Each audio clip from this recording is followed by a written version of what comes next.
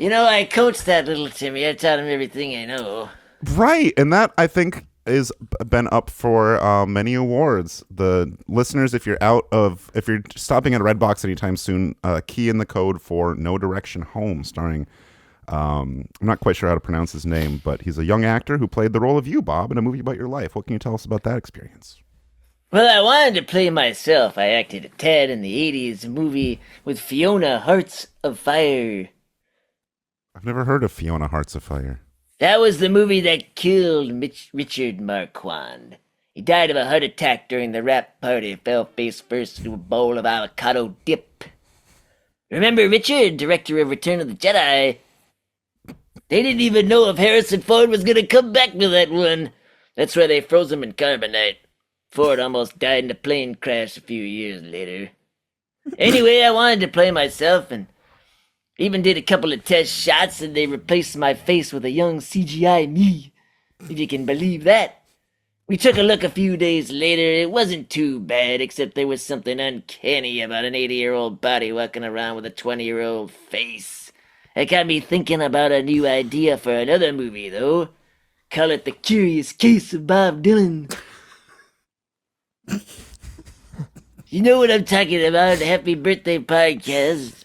Not really, but if you want to... I do. Okay. Can you... I'm kind of the movie guy on the show, so I know what he's talking about. But I understand that you two wouldn't. Okay. Bob, are you ready to win some prizes tonight? Yes, and I have a game lined up for Bob Dylan being on the show as well. Okay. Absolutely. You want to go ahead? I don't have anything at the ready at the moment. I'm still Yes, kind of absolutely. starstruck. So, Bob, I know you're born and raised never left Minnesota. Is that true? I left Minnesota and joined the circus in 1960. But you are there now, I live in Malibu, Minnesota. California. I had to move because of the wildfires. Oh. Did you I move? live in a houseboat now. Well, you're foreign from Minnesota, so this game is a Minnesota game called Guess the Lake, or Guess the Lake. There's a saying of Minnesota landed 10,000 lakes, and this game is called Guess the Fact of the Lake. Of course. So I'll tell you the name of the lake in Minnesota, and you tell me the littoral zone in acres. Or do you guys want to do the max depth in feet? Would that be easier? I think he's up for both. Well, I'll tell you what. We'll start with the max depth in feet, and we'll just go from there. So let's go ahead, Bob. Are you ready to play? Was that a yes? I love you guys. All right, Bob. Thank you. Bob, I want to start with Beast Lake, and this is near the town of St. Louis. Missouri? Nope, Minnesota. Oh, that's ironic. What kind of depth in feet do you think that lake has? 80 feet deep. You're actually very close, 66. Oh, it might have been a little deeper when he was a youngster. Now, this next question is going to be a little different. How many Bass Lakes do you think there are in the great state of Minnesota? And bear with me while I count them up really quick. 12. Oh, Well. my God, Bob, you have got it! Bob, you have won 100 coins of the game. Good job, buddy. Bob has won 100 coins of the game. And with that, I will be asking you the littoral zone in acres of... Come again? The littoral zone in acres of... Mm. Hang on. Find a good one. Ooh, let's see if we get some...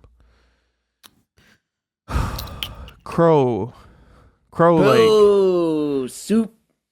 Crow Wing Lake. Near the town of Crow Wing. 500. 325. It's a Listen, big one. Bob, you're a little off there. It's actually only 382 acres. Oh, But if you were talking about Crow Lake near the town of Cook in Bruton County, you'd actually be pretty spot on because that's 560 acres. obviously that's the one he was talking about. So Yeah, that was a I can trick see because question. Minnesota has so many goddamn lakes, and they were so, oh my god, you want to really get into the weeds, no pun intended here, with these fucking lakes. You would not believe how many of these lakes are called Lake 1, Lake 2, Lake 3. I swear to God, there are 3 Lakes 1s, 2 Lake 2s, 2 Lake 3s, 2 Lake 4s, only 1 Lake 5, 4 Lake 6s, 2 lakes. I mean, where do these people get off? There's more numbers. That is weird. I mean, they look at Lake. It goes all the way up to fucking Bob Dylan, can we get a comment from you on this issue?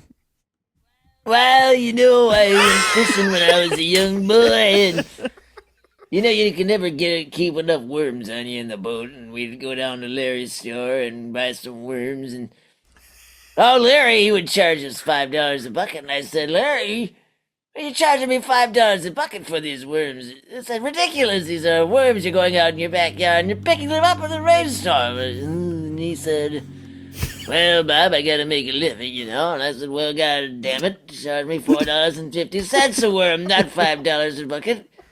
He said, okay, so we went to the lake, and anyway, Thank you. Thank you, Bob. Very good. I don't want to spoil it, but if anyone's not seen No Direction Home, I believe that's the opening scene of the film. It's the worm negotiations. Yes. And it's Bob at his Based on current a- age recounting the story to a based on cameraman. a true story. All right, Bob. I want to give you. Yo. We can get back to the lakes if we need to, but I want to give you a Yeah. chance to win a few more coins. lot more. And I want to ask you about a celebrity that has a birthday today, Bob. How's that sound? Great. So let me start with this. You a comedy fan, my man? I love comedy. I just picked up a new DVD. Oh, What was it? what is it? Dizzy Pilots. Oh. I know you're all Three Stooges fan. That movie was the last appearance by Harry Semmels. Died of a heart attack a year later. The supporting actor in Dizzy Pilots. Old Harry. He was in many of the shorts with the boys. Well, congrats on the new DVD, Bob. I can't wait for you to pop it in and have a laugh. Bob, you ever check out like any of the newer guys, the guys that kind of taking over right now, like Tom Segura or Burt Kreischer Jim. or Jim G. Kill Tony? Jim G. Yeah. All right. He's good. Thanks. So the reason I ask you is not. Oh, there's a Zimmerman Lake, Oh, Bob! You got some explaining to do. and he didn't tell I us that. didn't want to tell you guys. I thought it would come up naturally, like the oils and gasoline that float naturally to the top of that lake. No, nothing can survive it. Well, I see why you might not have wanted to bring it up, but it's only 28 feet deep, so that is a little embarrassing Oh, for you. Bob. Collects the runoff from the highway. Highway 69. You've heard of that one. I think I recently saw a video of Vice President J.D. Vance's Zimmerman Lake. Looking at Yes. some of the natural runoff and oils in there. So. You see, He was some of dipping the his- crap. Yeah. Crotch area, you knew it. They had to forcefully remove him. Guys, look how soiled my dress pants get when I just gently dip my bathing suit area into this lake. These pants are oily, and there's not enough dish soap in the world to get them clean now. Usha, look at these pants. See, Right, there's some Bob? crap here, down. Hey, Jim G. So the reason I ask you about comedy is I didn't necessarily need to get in the weeds with Dizzy Pilots or Jim G or any of that stuff, but this is a famous comedian born on this day. Let me pull that up real quick in the year. 1972, which I believe is the year that you, what would that be, like Pat Garrett and Billy the Kid? Is that 72? Yes. Okay. And is You think I can remember all those albums? I'm 85 years old. well, we're gonna put you to the test later on with that, but first we want to say this is American stand-up and film actor, born in the state in 1972, is turning 53 today. He's from Massachusetts and is known for his use of observational, often vulgar, and sometimes dark comedy, and was one of the first comedians to use a personal web page, shout out the Webbies, and MySpace to build a large fan base. And in 2006 was described as alarmingly popular, which I would agree with, I suppose. Bob, are you feeling okay? Listeners can't see, but Bob looks like he's having maybe some sort of medical incident. His head is hanging over to the side, and he might have something in his mouth, caught in his mouth. Bob, is there anyone there with you that can help you out? I'm sorry. Who are we talking about? Celebrity birthday today. Comedian. Is it the guy from Arrested Development? No, but shout out. Earlier in the program, before you joined us, I mentioned Gene Parmesan, which was a character on that show played by Jackie, say it with me, Martin Mull, who you pretended to not know who that was. Bob, you ever meet Martin Mull? No. Okay, so this... I've been to Martin Mall. It's in Zimmerman, Minnesota. Buy my shorts there, and they had a sale on khaki pants, and I asked if they could hem the bottom, but they said, no, Mr. Zimmerman, we can't hem the bottom of your pants. Fuck. You have a big job interview coming up. You're buying dress clothes for, or just how you maybe dressing in your old age now? Khakis have the side pockets. You can keep your mints, Sure. Worms. toothpaste, worms, pencils, erasers, Sure, worms. And You need one of those erasers. buttons. If you write down a lyric that you don't like, you need that eraser. And you're like, the answer, my friend, is blowing in the air. God forbid you need to use the eraser on a number 2 pencil. Try it up, doesn't work. Listeners, you heard it here first from Bob Dylan, moisten your erasers. But we're looking for this as a comedian who would kind of be running around on stage talking about working at Burger King, talking about women, talking about partying. Listeners already know who I'm talking about.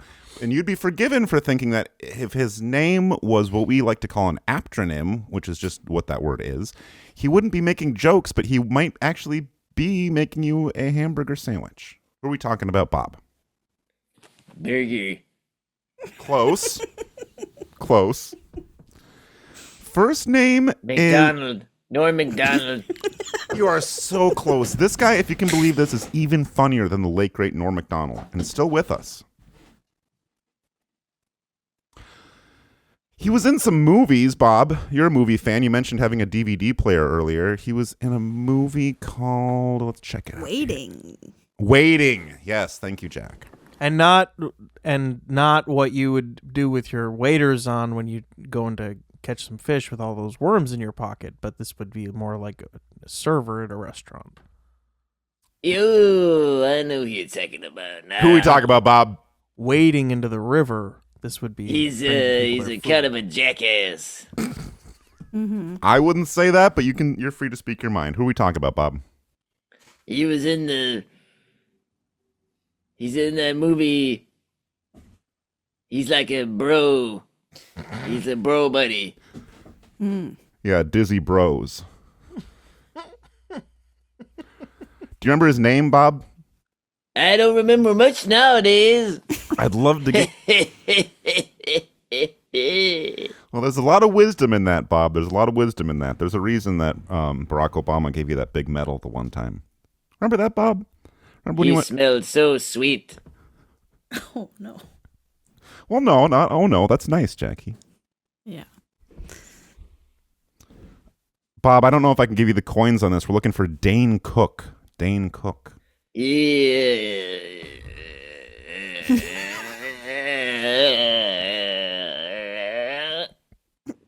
Yes. And no, Excuse me. not a dank hook like you'd have it once you throw your fishing hook into the water and reel it back in, and it's wet from having it in the water. Ted Healy. He got into a bar fight at the Trocadero nightclub on Sunset Strip while he was celebrating the birth of his only son, John Jacob. I knew a guy named Jingleheimer Smith once. Almost died in a train crash.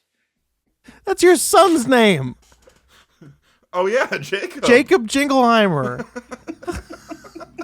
Big Ted Healy fan here at the Zimmerman household.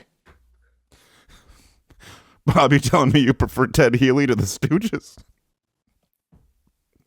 If it wasn't for Ted. Ted! Where you at, Ted? Bring him down here.